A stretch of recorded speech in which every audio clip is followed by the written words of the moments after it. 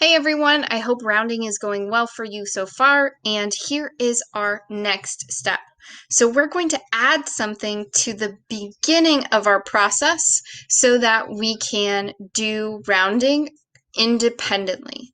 We don't need any extra help from what's on the slides. We're going to take some of that help away. So here's an example we're going to do together before you try some on your own. Round 175 to the nearest hundred. Step 1, label the smaller hundred and the next hundred. Step 2, label the halfway point. Step 3, drag the dot and put it on the number line. Step 4, decide which hundred to round the number to. So let's start with step 1. Label the smaller hundred and the next hundred. Well, I know I'm rounding the number 175.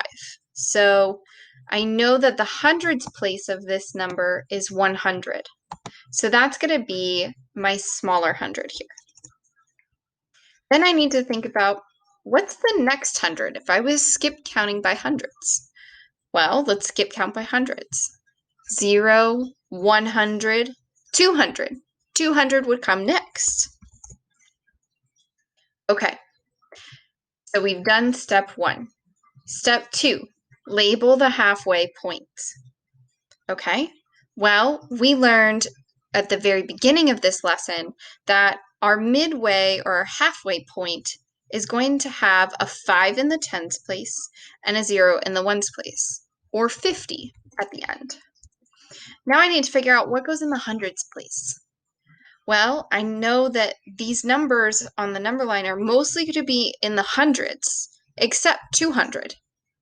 So this number will be 150. Okay, so we've labeled the halfway point. Step 2, check.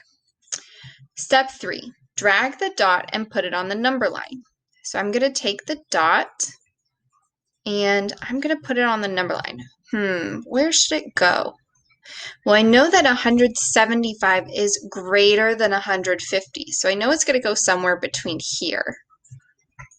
175, I think that's kind of in between 150 and 200. So I'm going to put it right in the middle as best I can.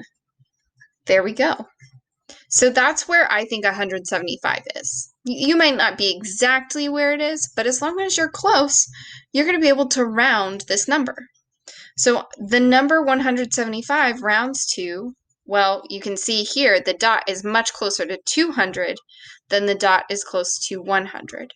So rounding to the nearest hundred, we're going to go to 200.